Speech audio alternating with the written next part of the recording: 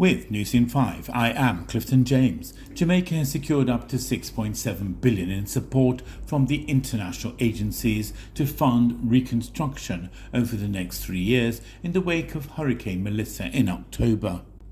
Melissa, one of the strongest storms on record to make landfall in the Caribbean, unleashed catastrophic flooding and landslides with some 30 inches of rain when it struck Jamaica in October, causing damage estimated at $10 billion.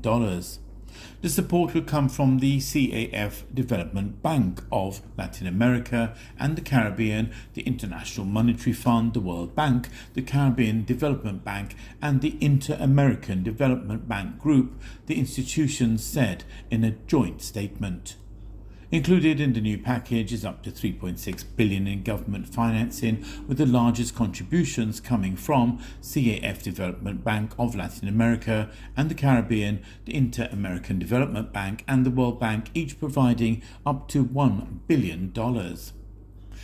Top United States officials were set to meet at the White House to discuss Venezuela as the administration of US President Donald Trump continued to defend a controversial double strike on alleged drug smugglers in the Caribbean. The planned meeting on Monday, as reported by Reuters news agency, came as the US military continued to surge assets to the Caribbean. That has sparked concerns over a possible land invasion aimed at toppling the government of Venezuela's President Nicolás Maduro, even as Trump has sent mixed messages in recent days. Last week, the US president said that land operations against criminal groups in Venezuela could begin very soon in what would be an escalation of the US military's month-long strikes on alleged Venezuelan drug smugglers in international waters in the Caribbean. Senior United Kingdom Special Forces leaders covered up potential war crimes in Afghanistan, a former senior officer has told a public inquiry. The former high-ranking officer alleged that 2 former directors of Britain's Special Forces failed to act on claims that soldiers unlawfully killed civilians in Afghanistan.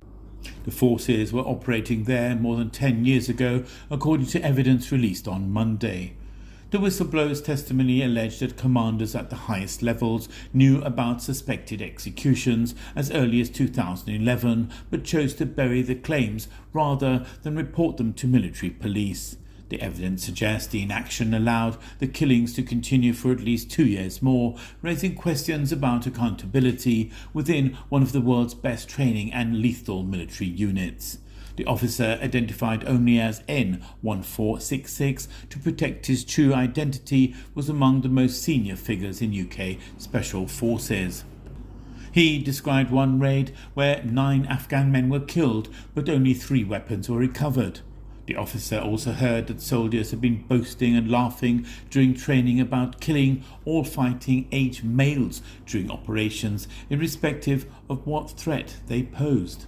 But instead of alerting investigators, the director ordered an internal review of tactics that N1466 dismissed as a little fake exercise designed to give the appearance of action while suppressing the truth. When a second director took charge in 2012, the lethal pattern of behaviour wasn't arrested. That same year, 2 young parents were shot dead in their bed during the night in a raid at Nimruz province. Their infant son sleeping beside them were also shot and seriously wounded. The incident was not reported to the police. Those people who died unnecessarily from that point onwards, there were 2 toddlers shot in their bed next to their parents. All that would not necessarily have come to pass if the allegations had been properly handled, he said. The investigation is examining whether about 80 Afghan civilians were unlawfully killed by British forces between 2010 and 2013. You're up to date with News in 5. I am Clifton James.